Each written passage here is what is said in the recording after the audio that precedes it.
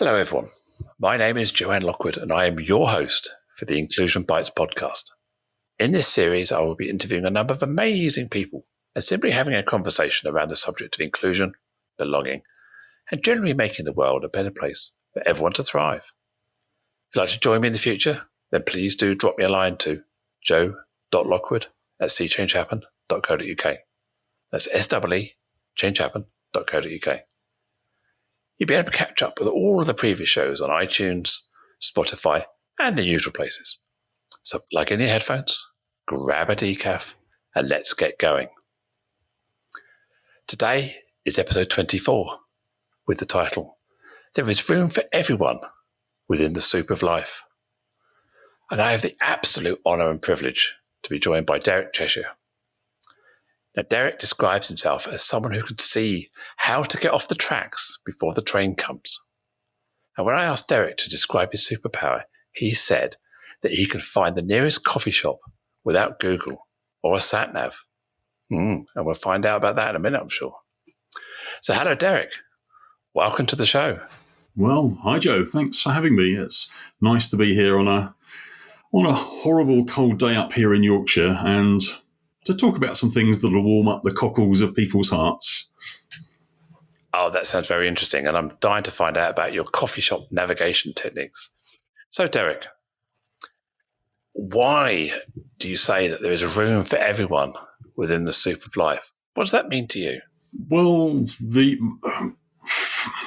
field that I inhabit is basically creativity and innovation. And in the widest possible sense, that diversity in the widest possible sense is what we need, because we don't want the same point of view, the same things bringing up, the same interactions, the same tensions and frictions, if you like. I'm not saying that we want tension-filled diversity, but when you bring things together like you do in humour, for instance, the straight man, the funny man, you have the logical, the not so logical. When you get all of these things together, and you have a little bit of what I call creative tension, and that's where the ideas and the things for me come about. So I come at it initially purely from a creativity and an innovation point of view, but of course that brings with it all sorts of other issues surrounding diversity and inclusion, because you can't just use people's brains, you have to use people, or use in big quotes, I think. Utilise, I think, probably a better word. Utilise, make use of people, take contributions from people, yes. And there you go, just actually highlighted one of the issues, is language. It's a huge thing generally, but it's also a big thing within the creativity and innovation sphere, because we traditionally bring together people from a number of functions within companies. And we've said, let's have people from marketing, let's have people from sales, let's have people from engineering. Yeah, let's create a common language. But that's where the common language actually stops. When you start including many different people, you have actually got to expand your vocabulary. We just highlighted one of the issues. Yeah, you hear use, I think abuse, use and abuse. Well, actually, you didn't mean that. You meant utilise, which is what utilise or make use, make use of. Yeah. And that is the thing. People will inadvertently make use of the wrong phrases, the wrong language, and one of the issues that I see, it is very, very easy to, in some cases, quite rightly, to take offence or exception to the use of something. But one of the problems I tend to have is that the more we legislate, the more we have rules to tell people what they should do or think, the more it encourages some people to find loopholes in those rules. I think I said in my notes before I applied to come on your your show was that my greatest diversity and inclusion wish is that there is no need for it at all, simply because common sense prevails, and that's what, in a way, that's what I'd like to see. We don't have to think about these things because common sense and decency rules rather than rules. I agree. I mean, I often speak about the fact that HR is kind of like the bastion of rule creating. And every time something goes wrong, they create a rule to stop it happening again. So we end up applying the rule for the one to the many. And before we know it, we have so many rules tying us in knots that we stop people being able to think for themselves and think rationally and see themselves out of situations. And I think what you're saying there is often we have these rules, we over-police or we under-police, or as you said, people find their way around rules, or actually there's a loophole. If I stand on one leg and say something, it doesn't count. Or if we're doing the same with COVID, aren't we? We're creating so many rules that the rules don't join up. There's so many loopholes in these rules that people really don't know where they stand. So you're right that we do often create too many rules rather than teaching people how to be good citizens or good communicators. That's the thing we should be doing, isn't it? Yeah, it's something very similar to what we do with kids at school. There's a lot of talk of people saying, "What should we be teaching kids at school?"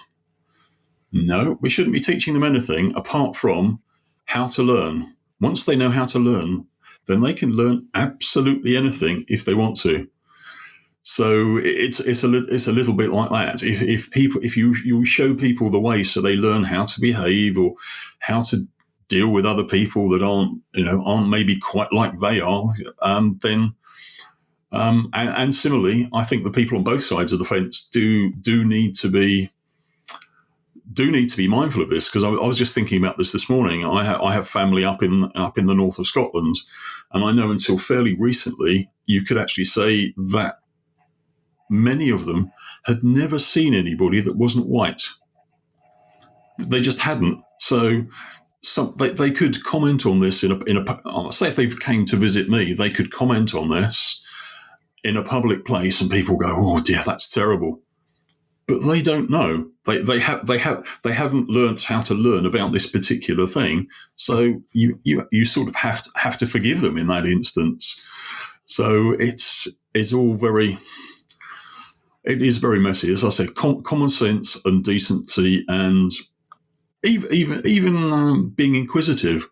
I mean, we're inquisitive in the world of work, and when I talk about creativity and innovation, we're very inquisitive. We're curious about things.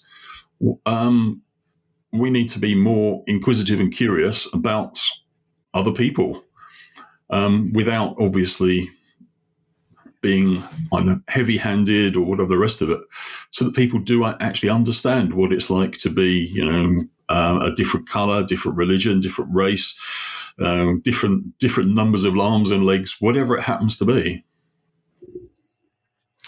That's so true. I mean, it sounds like you've been sitting on one of my sessions, or I've been sitting on one of your sessions, because I say exactly the same thing. It's not about learning how to speak to someone with a disability, someone who is gay, someone who is trans, someone who is white or black. It's about understanding how to speak to people.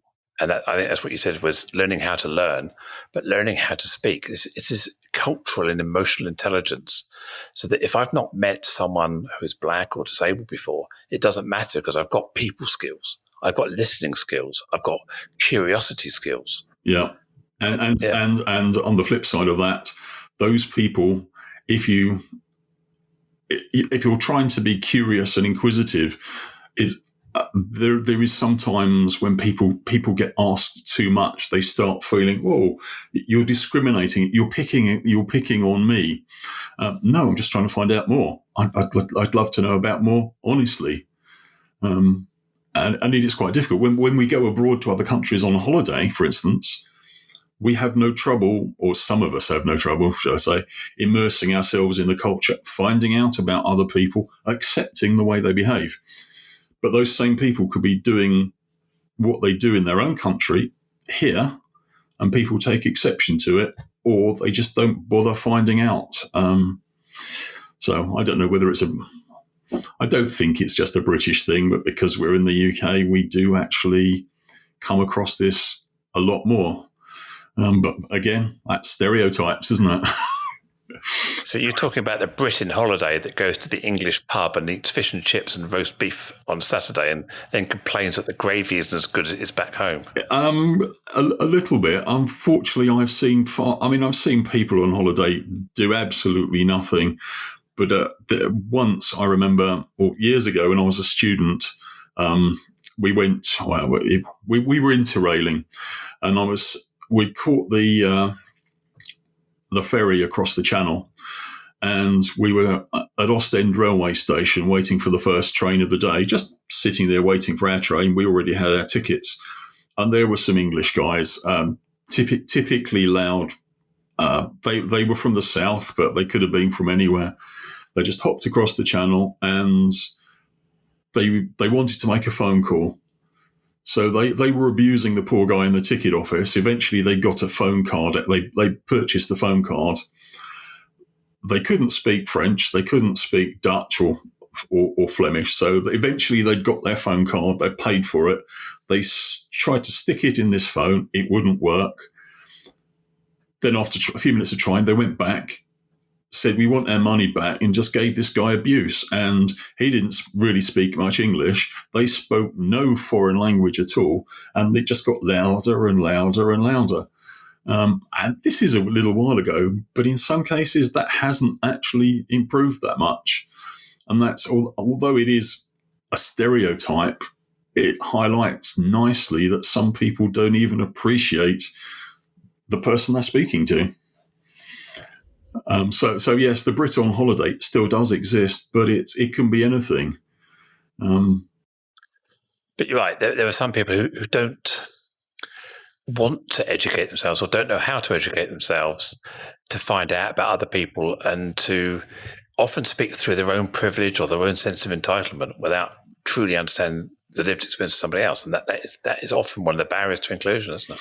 It is, but I find sometimes when you the radio show that I used to be on it was an Asian station, so the potential pitfalls there are unbelievable. The faux pas you could make, but it was really, really interesting because I love to put humour into everything, and I had a conversation in the office. I said, you don't really hear about many sort of Muslim comedians or don't know what the Muslim style of humour is. And these guys just fell around laughing. Then they gave me a whole load of stuff that would make some of our traditional, shall we say, English comedians blush. This stuff was hardcore, and I would have never found that out without actually having a conversation with them about it. But on the other hand, when it's, for instance, Ramadan, you have to be very, very careful about what you say and do. But it's also wanting to ask the questions. I mean, if somebody's gay or trans or whatever, most people they feel, I don't know whether they feel stupid or whatever, to ask the questions. What do you ask without offending someone? And that's where most people stop. It's easier to pretend not to know than to ask the question. Yeah, the fear of getting it wrong is a huge barrier for many people. And rather than get it wrong, people disengage, they walk away, they exclude, and that exacerbates the problem because the body language, that nervousness becomes apparent. And I can tell if someone's ignoring me or walking away from me. I think, what's up with me? And often it's down to the individual not having those kind of interpersonal skills, the EQ that we talked about. Yeah, I mean, when people come out with these phrases, I hate. I won't mention any particular groups of people at all, but they use the term I hate, and then it could be any group of people. They don't. Well, okay, one or two people They don't understand. Well, they don't understand. They haven't got the tools to cope. They just they're scared. I mean, I've worked all over the world. In my 30s, I worked for an international private bank, and I had the good fortune of being able to fly club class to some great destinations and spend a lot of time in those cultures, both in the office and also being taken out in the evenings to feel the culture. But also, I was also a member of a club which had worldwide presence, and I spent a lot of time traveling over Europe, staying in people's homes, home hosted. And I've travelled throughout the UK, living in people's homes and meeting their families. So I think once you expose yourself to that level of difference, that level of randomness from different cultures, you get the idea that people are just people. They want to get up in the morning, have a great day, and the same as you do. They're not being any more than they are in their own culture. And I think we often forget that. We create these stereotypes of these people who are from different countries, the media, the press, all this kind of, the government. We kind of demonize anyone from across the channel. We still hold Second World War biases and tropes around the French, the Germans, the Italians, anyone who wasn't our ally. We have all these jokes, and those are almost invading our thinking these days. We get very clouded by them, don't we? Well, yes, we are. I mean, the thing about some of the humour and the stereotypes from the Second World War, they're quite easy to pick up on, and I think some of them are still valid. But you need to know when you can use them and when not to. It's very similar to. I mean, I can remember being in Cardiff and being very careful of insulting black people for various reasons, and then standing looking completely in awe at two people having. Well, no, more than two people having a screaming match in the middle of Cardiff. All of them Asian, all calling themselves things that we would not be allowed to repeat in public. You think, well, what do I do here? What's acceptable and what isn't? And it sort of comes round to that. At what point can you? I would say laugh at. Yeah, maybe laugh at. At what point can you laugh at? Comment on other people or yourself without it causing offence to anybody? At what point can you do that? I mean, another example was when we used to live down in the West Country, and Bristol City Council were very, at the time, I guess people called it politically correct. And I can remember two coloured ladies. One was Afro-Caribbean, and I think the other one might have been of African descent.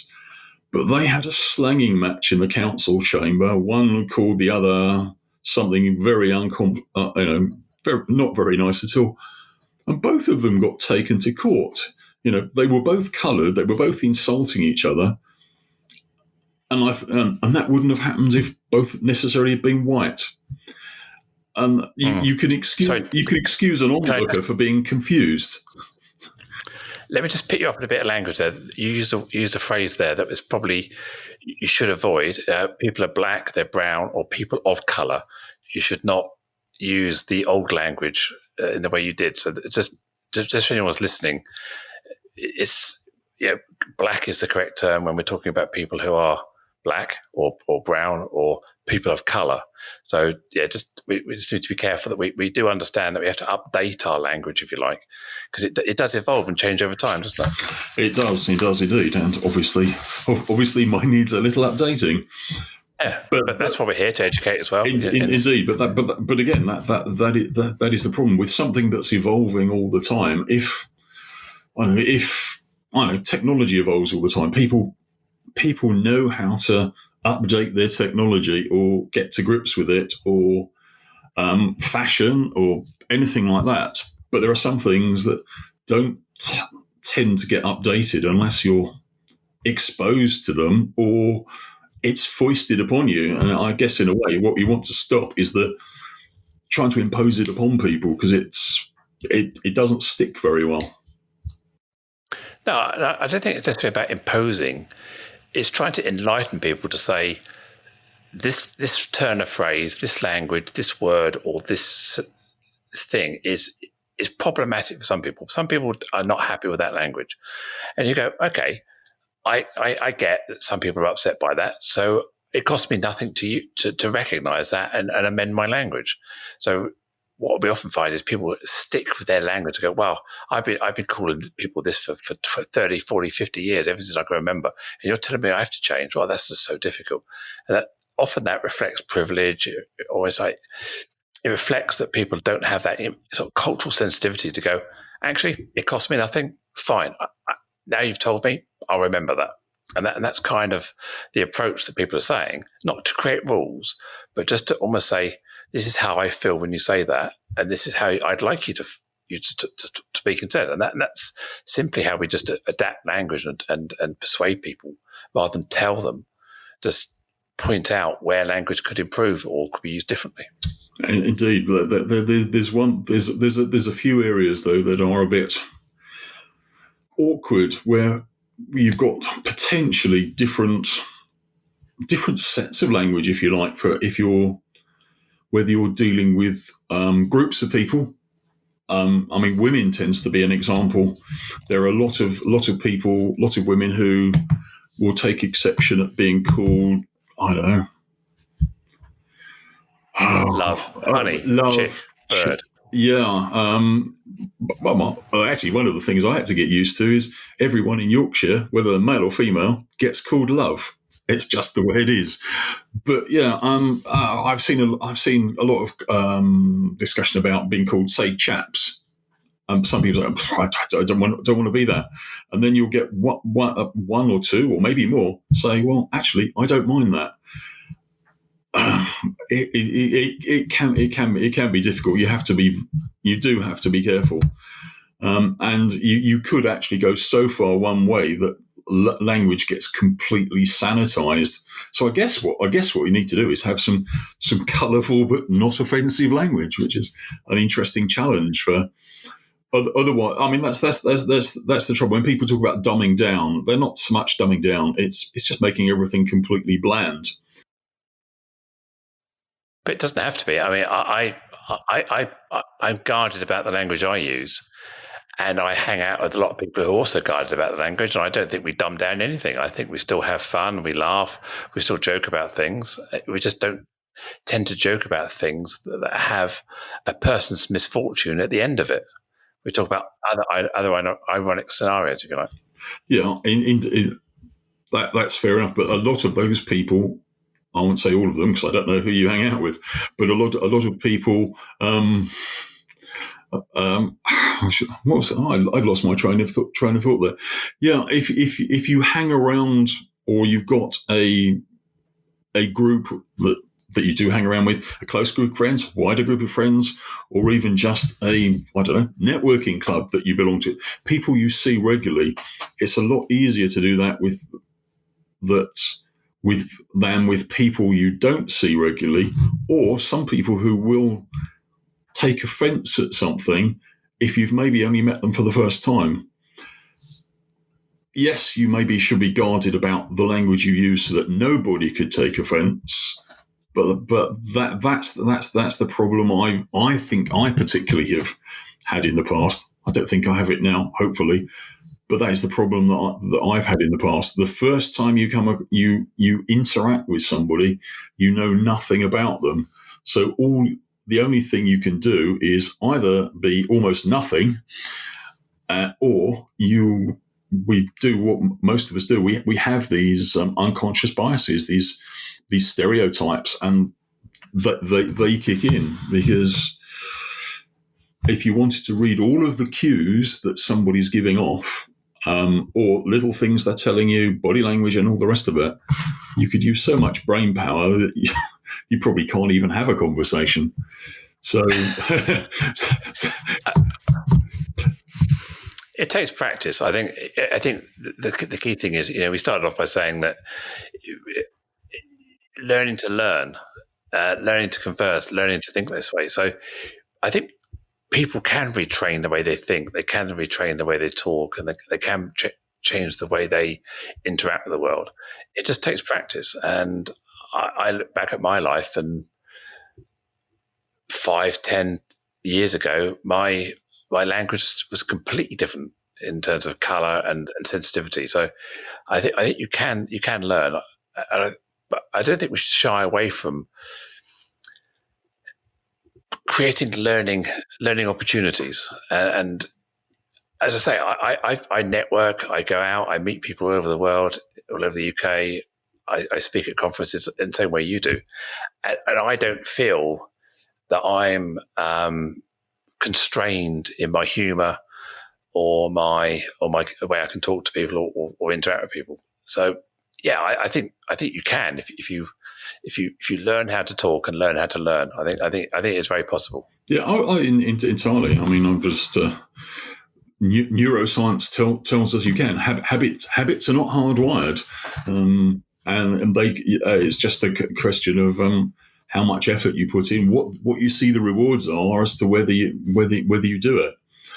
But another one of the it was a phrase that I picked up because as you probably know, I did Linda Shaw's neuroscience course, and one of the things that really stuck out for me was because we were talking about creativity at the time and facilitation. We were talking about when we're dealing with groups of people, we need to be their prefrontal cortex. Being creative or changing the way we think takes an enormous amount of bandwidth. So if instead of relying on people's own prefrontal cortexes or cortices, I'm not sure what the plural is, if there's some way of facilitating that's what we do when we act as facilitators and let the people do their creative stuff. In a way, I think something similar is needed. We need a prefrontal cortex to help everybody, and it's not controlling because that part of our brain doesn't directly control everything. It's just like a musical conductor. It conducts the rest of the brain. So it's not there's no sort of synchronous communications. So I think that's possibly what we need. I love talking in metaphors. Yeah.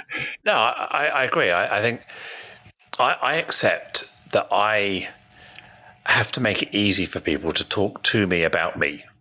So I know that I get a better experience in life if I help people who are clearly nervous or clearly tongue tied or don't know the good language.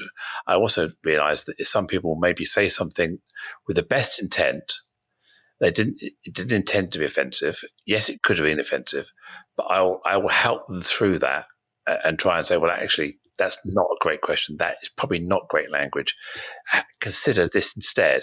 And then I don't say you must. I say, well, this is.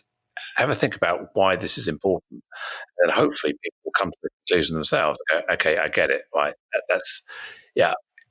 It costs you nothing to adapt. It comes down to privilege and how you see yourself. If you see yourself as more important or more righteous than somebody, and you go, what do they matter? But by showing you are willing to change, you come over in a more level way. You're not trying to create a power balance between two people. So I think we can all try. We can all put the effort in. We can all don't feel shame or feel upset that you get something wrong. To say, okay, I got it wrong. What can I say next time? What would be a better way of doing this? Okay, thank you for telling me that. I'll learn. And then when you meet somebody else, you can apply that and go, well, I met Jo last week. She said this, and this. And what she suggested was I ask you what your pronouns are. So my name's Derek and my pronouns are, what are yours? And they go, oh, brilliant, Derek. Thanks for asking. That's fantastic. And all of a sudden, the conversation's gone well because you're picking up bits of knowledge and then applying them yourself, and the world's a better place. You may go, oh, that's a whole lot of effort, But yeah, it is. It is at first, but after a couple of chats, as you said about neuroscience, you rewire the circuits in your brain, and before long, it just becomes a way of talking. Yeah, it is. It is bewildering though when in different. I don't know. how many different cultures you've experienced this or even experimented, maybe. But in some cultures abroad, it's just so confusing. I mean, one of the cultures that I'm most familiar with is India. Everybody is sir or madam, whether you like it or not. Um, but other things are very different. Sometimes the language does not actually almost match the actions. People, the way people, um, well, they're supposed not to have a caste system, for instance, but they do. They do. The way people will look after other people, no matter how different they are, but they still have this. I'm almost coming to answering my own question here, because I was saying almost imperialist language. I think I know where they've possibly got some of their language and some of their other systems Our colonial exports, our colonial exports. Maybe they just haven't got rid of the bad bits yet. Well, as we could see by a lot of the Commonwealth, they still have a lot of the archaic exports of colonialism in terms of their attitudes towards LGBT people.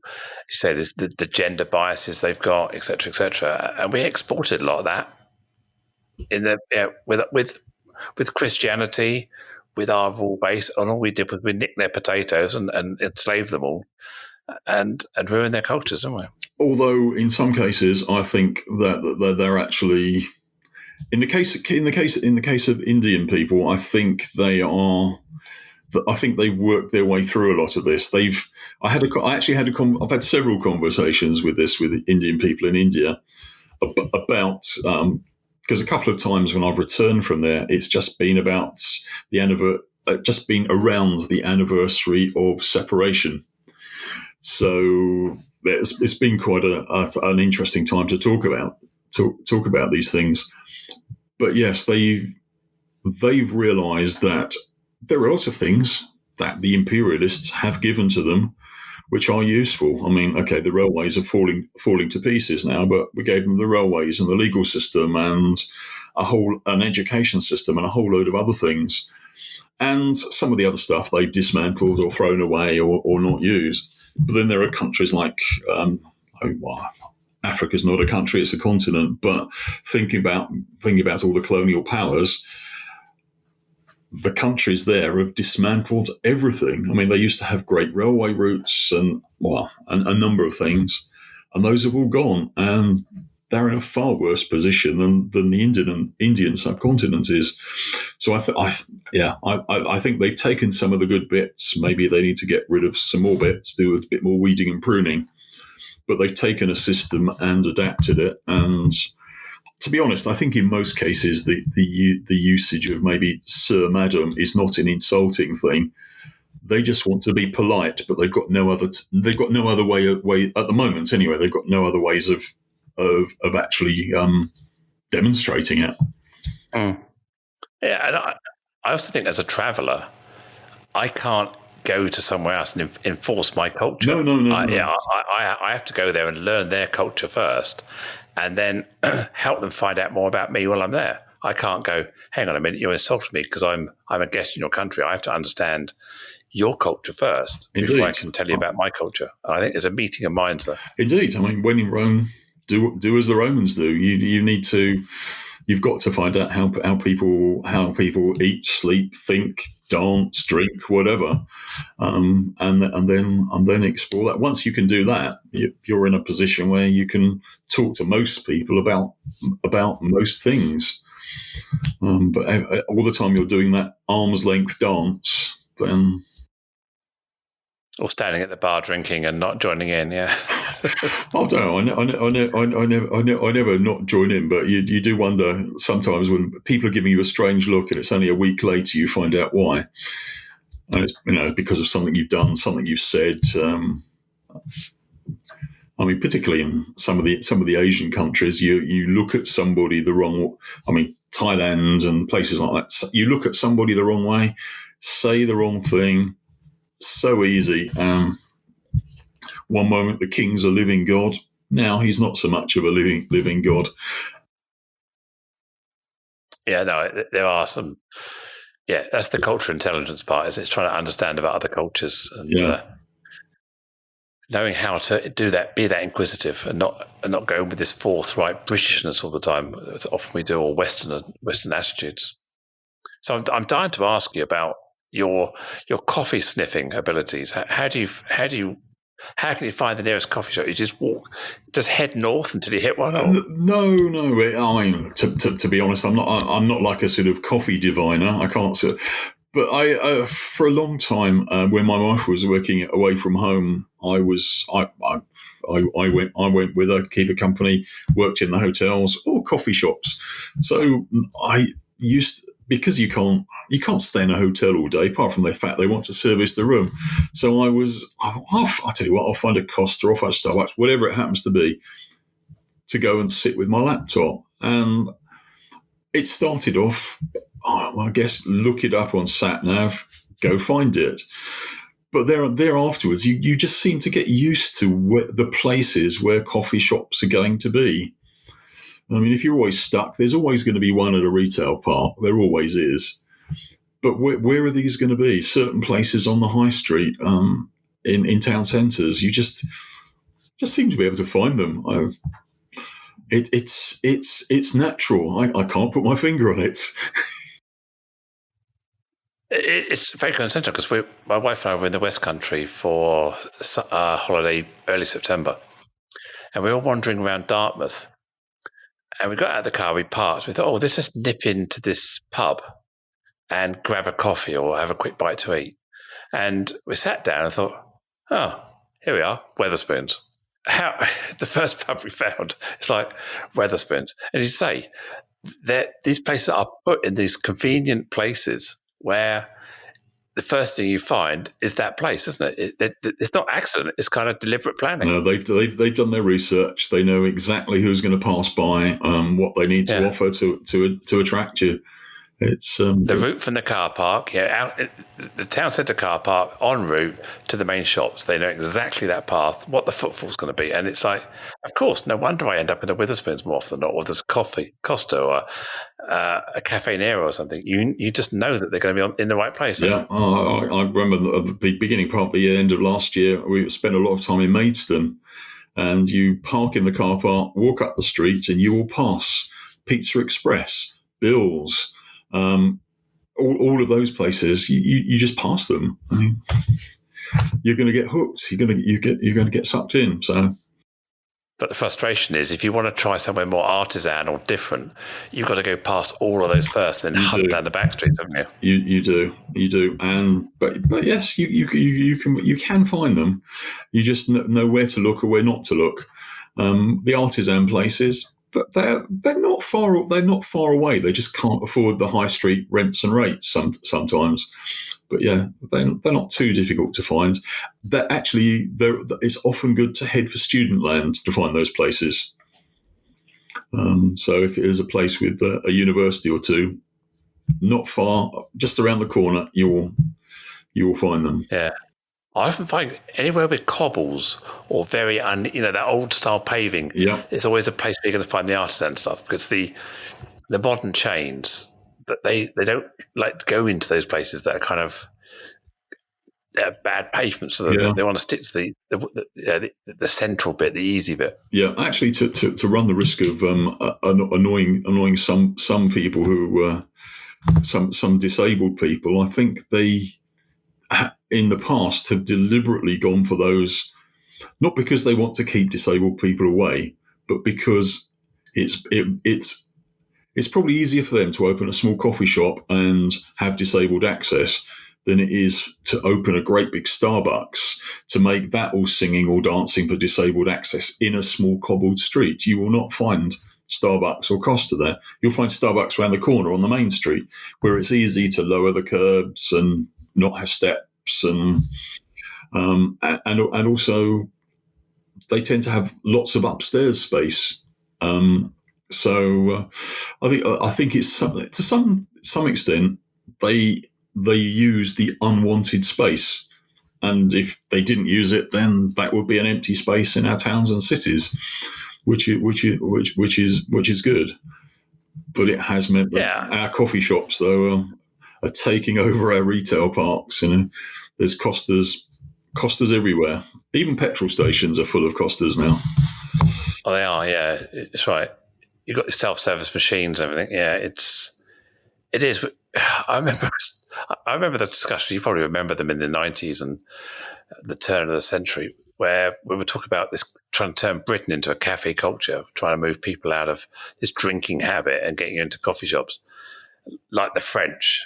And now suddenly we're overrun with coffee shops and those sort of places, and all the pubs are shutting, aren't they? So we have changed our culture completely in less than a generation. Yeah, but the French cafe combines the best of both worlds: the coffee shop and the pub. If you sit on a pavement in France outside a cafe, that cafe will serve glasses of beer. It will serve aperitif. It'll serve your pernos. It'll serve coffee and pastries and things. And I think when people envisaged, I don't. When people promoted the cafe culture here, I don't know what they actually envisaged, but I don't think it's what we've got now. Cafes and coffee shops are subtly different, and cafes are places generally where you can spend a lot more time at. It's like an all-day drop-in, isn't it? You play chess or dominoes or something. You can go there to meet your friends for the day, wouldn't you? You can have a cup of coffee late morning. Oh, it's lunchtime. Oh, shall we have some lunch? And you can be there for hours. And those are the sorts of things that we should have maybe also put in some of our town centres rather than. I mean, I can think of where we go when we go up to Scotland to visit my wife's parents. Where you have a street that goes straight through, people build a bypass, and the town centre dies. And the one thing that would have helped, for instance, in that case, is pedestrianising the middle, because you can drive right round it anyway. But instead of just putting coffee shops, have cafes, coffee and things that keep people in. I mean, a lot of the shopping malls have actually got very good at this. Their places aren't just. That's why they have food courts, so that you have Costa, you have pizza places, you have TGI Fridays, you have Carluccio's or whatever. You have all these things together, and it keeps people there for a long period of time. So I mean, we're in sort of COVID world, aren't we? I mean, there's opportunities here because pubs are closing everywhere. Coffee shops are themselves struggling because they're not getting a footfall. Retail is on its knees. We hear about the Arcadia Group just the other day, potentially even today, has gone into liquidation. Well, at the time of this podcast recording, we're not sure, but we never know. We're recording on the day we were supposed to hear. So, there's an opportunity now. I think towns and city councils are now looking at how they regenerate post-COVID to bring people back in. They're looking to bring more hybrid accommodation and retail, a mix, rather than before it's been kind of a combination on the outskirts. All of the shops are set, all the commerce is kind of centralised. But now they're thinking, well, we've got all this space. What can we do with that Debenhams? What can we do with that Knight and Lee? What can we do with that space? And maybe flats or a combination is the way to go. Yeah. And then making sure there is places to socialise within that. Otherwise, we end up with these big vacuums again, don't we? Yeah, a lot of places now, what they're doing is the ground level space is still shop space, but I know in Sheffield we've got some big shops that are actually 3 floors, so you've got 2 other floors. It's right for turning into flats, so you can actually keep people in the cities to keep some of the life there. And people do love the non-chain shops that we have, but sometimes these places are just far too convenient. And I have sympathy with the small shopkeepers. But I think just complaining about the fact that Tesco's or Primark is down the road is not going to help. They're still going to stay there. So what can you do that's going to attract these people that are now moving in? These people don't necessarily want Primark fashion. They might want some artisan manufactured jewellery or whatever it happens to be. locally made soap, whatever it happens to be. There is a place for it, and there's a And I place. sincerely hope that COVID will be a catalyst for reinvention in this sort of area, where people can be artisans, they can start their own boutiques, and some of these big chains, we've now realised that they're unsustainable in the modern world. You just buy it online, but you can't buy craft and artisan stuff online so easily. Okay, they do sell online, but you really don't want to try that piece of jewelry on. You really want to try that dress on that is not necessarily traditional sizes. You need to go and try it on, don't you? Yeah, I can imagine that bespoke tailoring is in certain parts of the world is probably, or even the certain parts of the country, is doing very well, because you need quality, and it's got to be seen, it's got to be felt, it's got to be touched.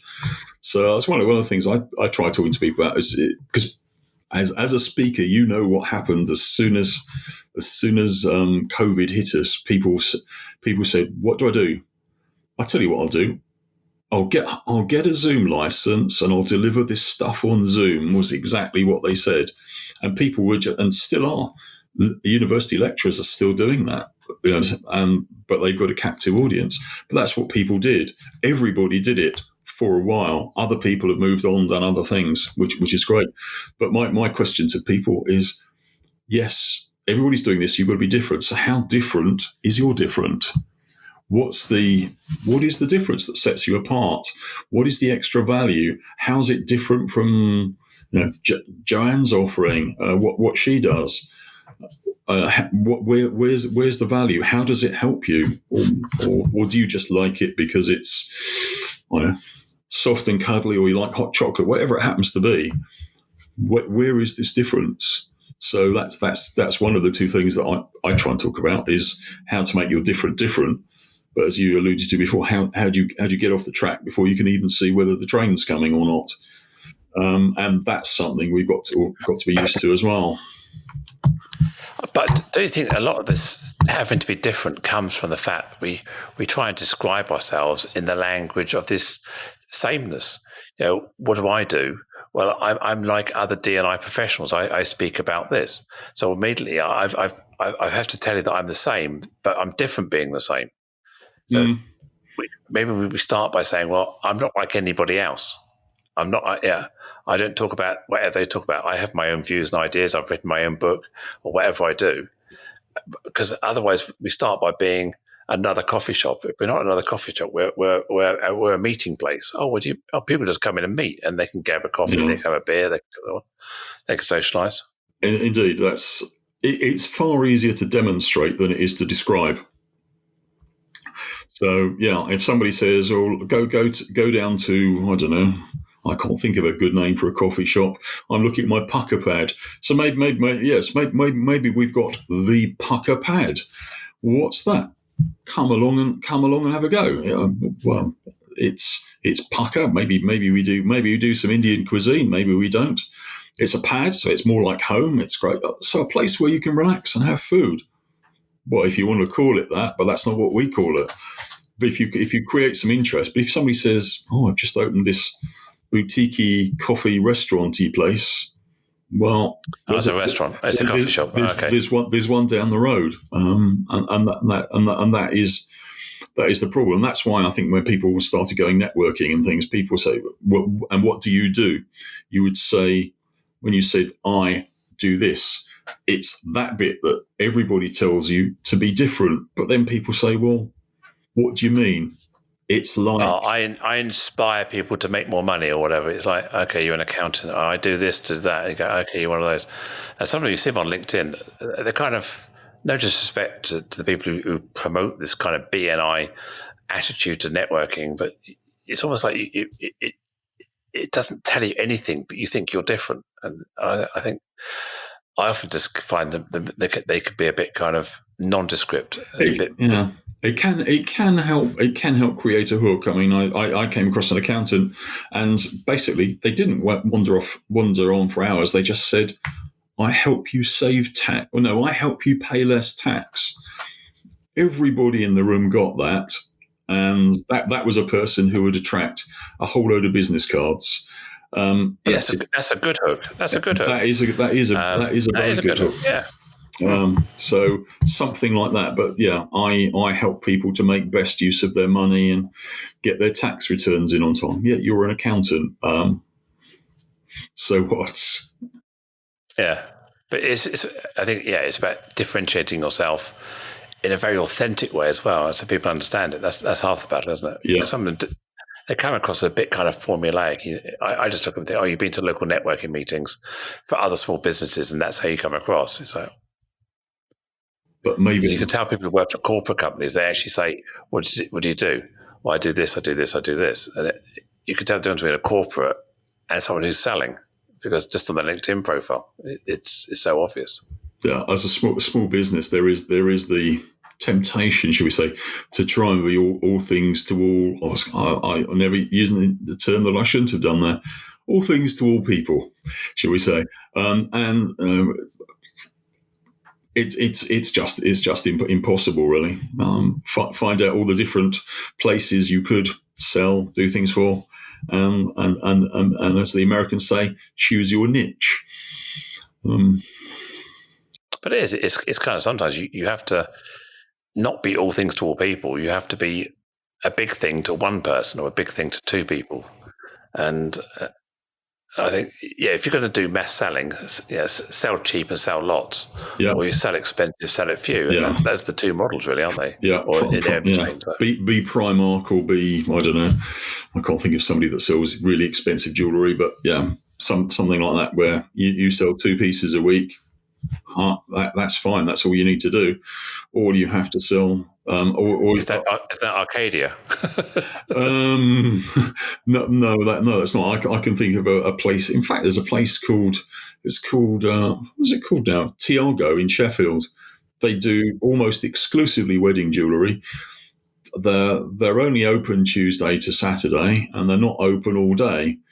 But you drive past, and their window looks fantastic, and they just specialise. They make it there and then. You go in, you get exactly what you want.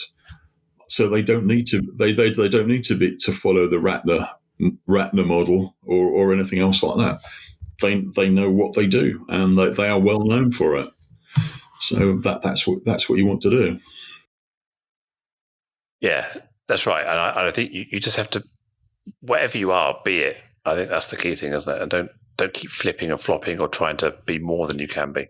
So many people try to over deliver on outside of their core expertise. Well, and you also have a lot. To be honest, you also get told a lot by other people. If you listen too much to other people, there are lots of groups on Facebook, for instance, where if you ask for marketing or branding advice, you will be told, "Oh, you should do this. You should have a photo done this way, these colours, and all the rest of it." I must admit, I got particularly confused at one point, and I actually had a really nice chat with a proper branding guy who just said, "Look, just be you. If you don't want to wear a suit, don't wear a suit. If you want to wear bright yellow, wear bright yellow. Otherwise, you'll just come on across as not being authentic." So. Yeah, if you look uncomfortable or you don't sound right, then you're better off just being a good version of you is the best answer, isn't it? Yeah. I mean, we started this conversation by talking about your soup of life, and we had a quick chat before we started talking about your soup. Oh, yes. How you describe the universe, and we can't get to the end, which we're coming to in a minute, without talking about the soup. What is the soup all about? The soup is it's really a model I use for organisations. It applies to society as well. But what I was trying to get away from was this idea of hierarchies. We don't actually need hierarchies. Hierarchies are there purely for some people to feel good about themselves, or people in the world of management, in very big quotes, not being. They come across this idea of spans of control. We must have more than 6 people reporting to it. That's where it all came from. So it just begets a hierarchy. There's no real reason other than other than that, you're told that it's not a good idea to have a flat organisation. And when people get promoted, or either they get more money or they think they're more important, so they have more knowledge or more experience or whatever, it creates a hierarchy, and we don't need it. So my idea is to have a model that's, if you think of soup and croutons, and that's it. There's a little bit of hierarchy there, but not much. The soup is literally the culture. So in an organisation, it's organisational culture. If it's society, it's just the culture in society. And these are the organic cultures that just grow. They're not things that people say, this is how it will be. That's espoused or corporate culture. So it's just the stuff that grows. We are the croutons. We float about in this. And our worth is, or should be, measured by what we know, the connections we make, the trust networks as well. The people that trust you, the people that you trust. These are all they're one to many interpersonal things. So the structure chart, if you like, for either society or a company should be something like a social media map.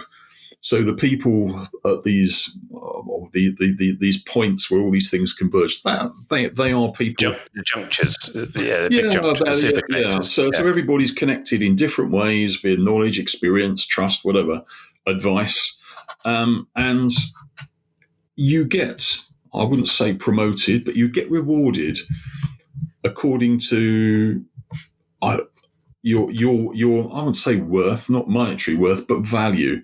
So output, contribution, output, whatever you want to call it. Your contribution. In some cases, in charities or civil service or companies, there is a need for people to manage certain things. So yes, there will be really good professional managers to manage things, but the people who would normally get promoted or try and go up the greasy pole, for want of a better description, doesn't need to do that. If they're happy doing what they do with the knowledge they have, I mean, the prime example, I've worked in technology for a number of years. People get themselves promoted to managing director when really they're absolutely ace software engineers. They should never be the managing director of a company. So it would stop that. People can stay where they're happiest and contribute according to what they want to. They're the most useful, the things that they're most use at, the things that they enjoy doing with the people they enjoy doing it with. And the spin-off of that is, what it actually does is it creates globalization of a different sort, because at the moment everybody's very anti-globalization because they think about exploiting third world countries, about offshoring and all the rest of it. What it actually does is it globalizes knowledge and creativity. So these sorts of companies, these sorts of organizations, universities can actually operate globally. So it's a different sort of globalization, and hopefully it's a place where people are much happier working or living in. So we're all croutons in soup. Everybody has a part to play. Is the gist of the simple version of it. So I can hear the audience all going, not sure about that. Well, it's not too dissimilar to some of the ways I talk. When I talk about defining the difference between diversity and inclusion, so I often talk about diversity as being the mix. It's the ingredients for the cake. Whereas inclusion is the emulsifier. It's the eggs, it's the butter that sticks the cake together, that makes it a cake. Because without the emulsifying element, the bits are just floating around. It's not a cake. Indeed. So your croutons are the people, the diversity, and the soup is kind of the inclusion that holds everyone together and gives people a kind of a world to exist in. Yeah, and the best thing about that is people say, "Oh, you can only manage what you can measure," and I say, "Yeah, fine, you can measure it all," because it's people talk about measuring innovation. Like, oh no, key performance indicators. No, that just measures the output. Just measures how many widgets drop off your production line. It doesn't matter. doesn't measure innovation. If innovation is people being creative, people sharing ideas, creating knowledge, whatever, that's what we want. So all this, these ambiguous bits of the soup, because they depend on behaviours and attitudes, they can actually be measured. We've been surveying these things for ages. I mean, how many attitude surveys have we all come across? They just have to be very carefully crafted, but you can do it. Oh, of course. I talk about the same with diversity initiatives that you can. It's not about quotas; it's about direction of travel. If you're looking to become more gender diverse or more racially represented, you can measure that.